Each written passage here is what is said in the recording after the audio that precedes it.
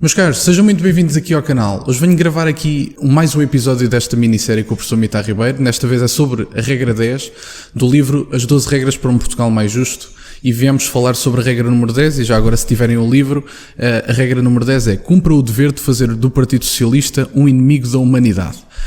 A pergunta que eu gostava de lhe fazer, e tem que ser em tom de provocação, não há outra hipótese, dá a sensação disto poder ser uma regra com alguma agressividade, com alguma regra menos política, não é? A sensação que pode transmitir. Porque é que o professor achou que era necessário tornar o Partido Socialista um inimigo da humanidade? Obrigado, Alexandre. Mais uma regra, esta evidentemente muito sensível. Antes uma nota, nós estamos na sala Acácio Lino, que é a sala aqui no Parlamento onde funcionou pela primeira vez na história o grupo parlamentar do Partido Chega. Então vamos à regra 10, que é uma regra que evidentemente sensível, que diz, a regra 10 diz: cumpra o dever de fazer do Partido Socialista inimigo da humanidade. Há mensagens em função da nossa experiência de vida. Eu nasci no tempo colonial em Moçambique, depois vim para Portugal e tornei-me investigador por aí fora. Há mensagens que nós, com a nossa experiência de vida e a nossa formação, temos que a deixar por um dever de consciência. E mesmo, num certo sentido, para provocar a discussão ou ir além disso. E quando alguém diz que é importante tornar o Partido Socialista inimigo da humanidade, eu tenho consciência que estou a dizer uma coisa demasiado séria. Tanto é assim que esta regra, eu no início do livro digo o essencial, 2 pontos, mas depois faço um pequeno ensaio mais à frente no livro, onde tenho reflexões políticas, onde explico em 10 pontos de forma aprofundada porque é que eu defendo isto. Mas no início do livro eu explico com 2 aspectos. Um primeiro aspecto é este: por responsabilidades diretas e indiretas, mas por responsabilidades substantivas do Partido Socialista, um dos continentes mais pobres entre os pobres, a África, foi seriamente prejudicado. Estou a falar da África Austral.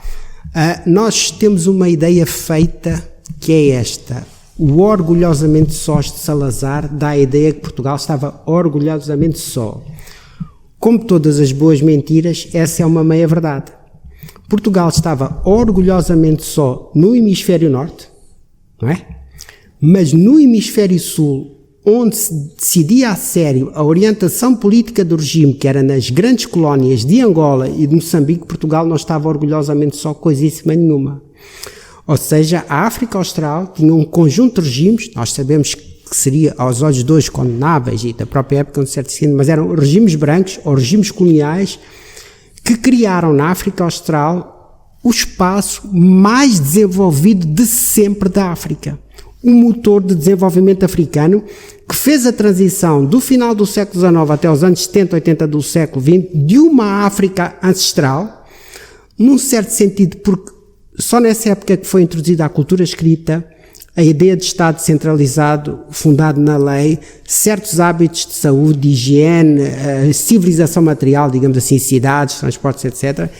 Essa transformação profunda da África foi feita nesse período. E por um conjunto de países, além de Angola e de Moçambique, havia uma das maiores potências da África à época e do mundo, a África do Sul. Mas depois tinha a Rodésia e tinha a Namíbia. Portanto, havia ali na África Austral um motor de desenvolvimento económico dos melhores do mundo. Depois, há uma outra meia-verdade que se diz, que é esta: os portugueses foram os últimos a abandonar o Império. Eu fiz muito trabalho de campo em Moçambique, ali na zona de fronteira com a Rodésia. A ideia de alguns africanos, ou de uma parte dos africanos, não é essa. Regime colonial é o poder branco. E na África Austral, o primeiro poder branco a abandonar foi Angola e Moçambique. Portanto, o Império Britânico sempre teve aquela ideia do indirect rule e continuou depois da transição portuguesa para as independências. Isto é, continuou na Rodésia até aos anos 80 e continuou na África do Sul até 94. Permita-me só interrompê-lo para introduzir uma nota e fazer-lhe já uma próxima pergunta para que tem a ver com a regra. Eu entrevistava, como até falávamos há pouco, entrevistava o Dr. Jaime Nogueira Pinto há uns dias e ele falava da ideia de ser um choque de nacionalismos, mais ou menos como se passa em regras não, em guerras, assim é que é, tanto na zona da Ucrânia, portanto aqui no meio, e no Médio Oriente. A sensação que dá é que as pessoas acham que, e corrija-me se eu estiver errado, nessa noção que as pessoas acham que a descolonização foi uma questão de que Portugal se separava dos seus servos. Os países africanos eram também eles Portugal. Não é? Portanto, isso era essa nota que eu queria deixar. E a segunda pergunta que eu lhe queria colocar nessa noção era se nós poderíamos atribuir a culpa da descolonização mal feita ao partido que estamos a falar em causa, seria responsabilidade só deles que esclarecesse também essa questão. É a essência da regra. Exatamente. É claro que a ideia de nação, a nação em si tem um conteúdo intemporal, a ligação de um povo a um território e a ligação afetiva entre as pessoas, através da língua, da religião, por aí fora. Mas depois cada nação tem o seu contexto histórico. Ou seja, num certo sentido, enquanto países com território, uma identidade, etc., Angola, Moçambique e os outros países são produto da colonização portuguesa.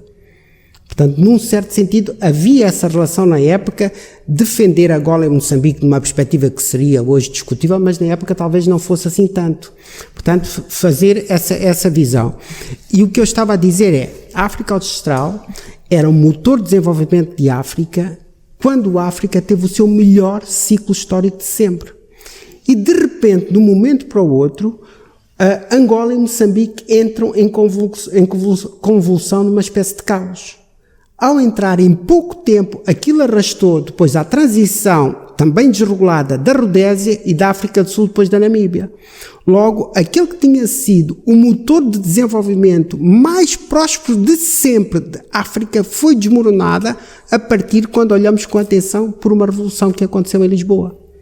Portanto, remeteu-se a África que podia ter, eu estou a especular, mas a África que podia ter tido naquela zona uma espécie de Estados Unidos da África, evidentemente que tinha que ter transições raciais, económicas, etc., económicas no sentido socioeconómico, não da economia. A África que tinha um motor de desenvolvimento, de repente esse motor entrou em colapso e arrastou para a desregulação, a miséria, guerras civis, pobreza, a África até hoje. E há responsabilidades dos poderes em Lisboa e quem foi o poder mais beneficiado acabou por ser o Partido Socialista. Este é um aspecto. Eu também queria falar, no fim, se tivermos tempo ainda dentro da regra, da questão do que é isso da herança colonial. Mas há um segundo aspecto que é este, tão sério quanto o anterior, que é um regime político, para ser legítimo, tem que ter uma base moral sólida. Não pode ter, e usa a expressão entre aspas, lixo moral debaixo do tapete. Nós estamos a falar de um regime que nasceu em 74, 75, com forte influência do Partido Socialista e da esquerda, que nasceu da expulsão de um dia para o outro de 300 a 500 mil portugueses do antigo ultramar. Estamos a falar de expulsão de portugueses das terras onde viviam, mas também de terras onde tinham nascido. Isso é um verdadeiro êxodo populacional. Agora, além disso, foi jogado para debaixo do lixo da história a forma como esse êxodo foi feito. Por exemplo, no caso de Moçambique, houve um decreto de um senhor chamado Armando Guebuza, que depois se tornou Presidente da República de Moçambique, que era o 24/20. Queria dizer o quê? Portugueses que viviam há anos e anos, até gerações, em Moçambique, tinham 24 horas para abandonar o país, com direito a 20 kg de bagagem, que era o que podiam trazer nas viagens aéreas. Ou seja, uma vida inteira, às vezes de gerações, expulsas do seu próprio país, em 24 horas com 20 quilos na bagagem. Mas essas pessoas foram expropriadas. A propriedade foi-lhes arrancada. Muitas destas pessoas foram presas sem culpa formada. Muitas pessoas foram mortas, assassinadas e esses números nunca foram contabilizados. Houve mulheres e crianças violadas, corpos esquartejados, pessoas pessoas queimadas vivas. Tudo isso está debaixo da sustentabilidade do regime que nós temos hoje. Portanto, é um gigante com pés de barro. E nós dizemos assim, mas na altura havia a revolução em Portugal, era impossível controlar isso. Então o regime que nós temos fez uma escolha moral clara, que é esta. Entre salvar 300 a 500 mil compatriotas do martírio, caso raro na Europa, e salvar a Revolução em Lisboa, o regime fez uma escolha, salvar a Revolução em Lisboa. Isto é uma escolha moral que historicamente tem que ser julgada. Mas mais, se nos anos 74 este martírio podia não ter sido discutido, quando a Revolução em Portugal se estabilizou e o regime passou a funcionar com regularidade, este devia ser um tema histórico central de tudo o que se diz sobre o nascimento do regime. Ou seja, devia estar nas universidades, devia estar no ensino básico e secundário, devia estar no espaço público. E o que é que o Partido Socialista e toda a esquerda fizeram? Esconderam isto até hoje. Esconderam numa espécie de caixote do lixo da história.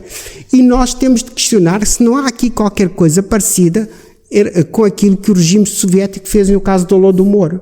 Fez um massacre, fez, muito mal, mas podia ter discutido. Não, recusa-se até hoje a discutir.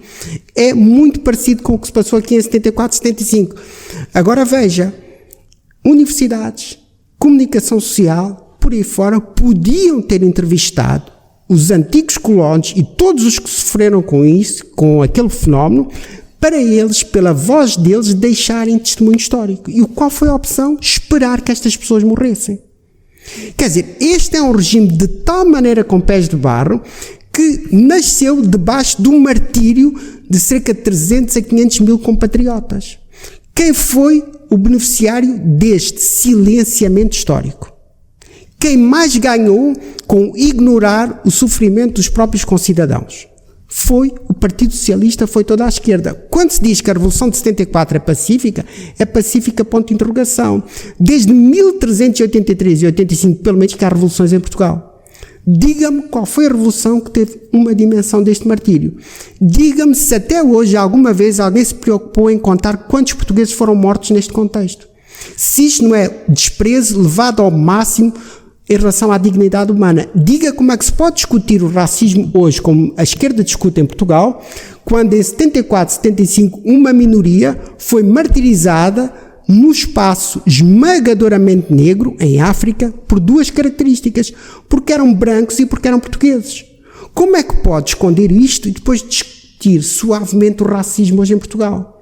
Quer dizer, a minoria branca não foi ultra martirizada em 74, 75? Houve alguma coisa parecida em Portugal em relação à minoria negra? Que eu saiba, até hoje não. Portanto, estes são os aspectos, e como eu disse, esta regra é para ser levada muito a sério por quem quer buscar de facto a verdade. E é isto que nós temos que fazer enquanto sociedade, enquanto académicos, enquanto intelectuais. E como eu disse, isso depois é explicado no livro de forma muito sustentada. Mas para chamar a atenção, eu toco nestes dois aspectos. Depois, como falou da questão da descolonização, eu não sei se ainda temos tempo, dois minutos, não sei se consigo explicar. Mas sobre a própria colonização em si, eu depois no livro desenvolvo o tema. Mas há um aspecto grave que se chama o desvio funcional depressivo da memória coletiva. Nós, enquanto indivíduos, só somos indivíduos se tivermos memória, mas a nossa memória é independente de nós. Então, nós, para sermos pessoas com sanidade mental no presente, gerimos da melhor forma a nossa memória. Como é que fazemos? Ignoramos as coisas más que nos aconteceram e centralizamos nas coisas boas. Por isso é que conseguimos ser felizes, saudáveis e ter uma perspectiva de futuro. Todos nós temos mães e pais. Eu posso ter um conflitozinho, e é normal, com a minha mãe ou com o meu pai, ou com os meus irmãos. Mas se quer ter uma relação boa com eles, eu sei que tive aquele conflito, mas tive 1000 coisas positivas. Eu apago intencionalmente aquele conflito, mesmo que a minha memória teima às vezes em trazer para isso, e procuro relacionar-me com eles da forma mais saudável. E o que há para dizer sobre a colonização, assim de forma rápida? Como todos os processos históricos, a colonização teve coisas positivas e coisas negativas. Nas coisas positivas, a introdução da cultura escrita em África, isso é pouco. A introdução da ideia de Estado centrado na lei, isso é pouco. a introdução da ideia de civilização material, cidades, por aí fora, a introdução de uma economia como moeda, a modernização da economia, isso é pouco, a introdução de hábitos de saúde, higiene, por aí fora. Portanto, a colonização tem um lado muito positivo. Qual é a diferença disto em relação àquilo que os romanos deixaram na Europa ou os islâmicos deixaram na Europa, na Península Ibérica? Tem um lado positivo. Depois tem um lado negativo que não é apagável também. Não é suprimível, que é a escravatura, o trabalho forçado, o racismo à época, por aí fora. Quando nós temos dois pratos na balança e nós, se quisermos ter uma relação saudável com os outros, não podemos esquecer o lado mau, mas não podemos apagar o lado bom. E o que é que se fez desde 74? Apagou-se o lado bom da herança colonial que está vivo entre os africanos, eu fiz muito trabalho de campo que comprova isso, e sobrevalorizou-se o lado mau. Quando numa sociedade nós sobrevalorizamos o lado mau e apagamos o lado bom, nós estamos a fazer o desvio funcional depressivo da memória. Há indivíduos com problemas de equilíbrio mental, mas como não há descontinuidade entre o indivíduo e o coletivo, há sociedades com desequilíbrio mental. Isto é, a gestão da memória social nos últimos 50 anos é um desastre civilizacional. Um desastre civilizacional porque matou a força, a vitalidade, o equilíbrio de um povo como português, mas muito pior ainda os povos africanos. Estávamos a falar no início, para ser moçambicano ou angolano, é também falar português. É também ter o cristianismo, é também ter hábitos de vestir, de estar e ser parecido com os portugueses. Se eu digo que tudo que foi da colonização é má, eu estou a dizer aos próprios moçambicanos e angolanos, por exemplo, que no vosso íntimo vocês são maus. Eu estou a criar povos frustrados e o resultado está aí à vista. Portanto, este aspecto, quando eu digo que é preciso tornar o Partido Socialista inimigo da humanidade, porque há questões demasiado sérias sobre a dignidade humana, sobre a condição humana, sobre a nossa espécie e sobre o continente mais pobre entre os pobres, em relação aos quais o Partido Socialista tem gravíssimas responsabilidades. À época, depois nos anos que seguiram. Portanto, é a razão de ser desta regra, não tem nada de provocatório, é puramente emotiva, afetiva, racional, como se queira. Não, era importante esclarecer a ideia da regra, porque a regra podia levar-nos à ideia de que seríamos nós a tornar essa caracterização do Partido Socialista real, quando na verdade é só trazer a verdade à mão de cima, não é? É só mostrar a verdade mais do que incutir essa responsabilidade, é só mostrar que efetivamente aconteceu, é apontar o elefante na sala, não é? Apontar o elefante na sala e fazer uma coisa que não se tem feito, que é permitir que as sociedades discutam sem limites os seus traumas. Porque senão não há legitimidade nenhuma de nenhum regime, muito menos moral, muito menos cívica, muito menos civilizacional, é nesse sentido. Obrigado, professor. Obrigado. Esta foi a regra número 10, vão ter as 12, já agora pedi-lhe só que mostrasse o livro ali para a câmara, só para as pessoas verem. São 12. E vão ter, já estamos na 10ª. Vão ter o link na descrição das páginas do professor e brevemente, quando estiver nas livrarias mainstream, vamos lhe chamar assim, vão ter também o link das livrarias para poderem efetuar a vossa compra. Obrigado por estarem desse lado e até à próxima. Obrigado.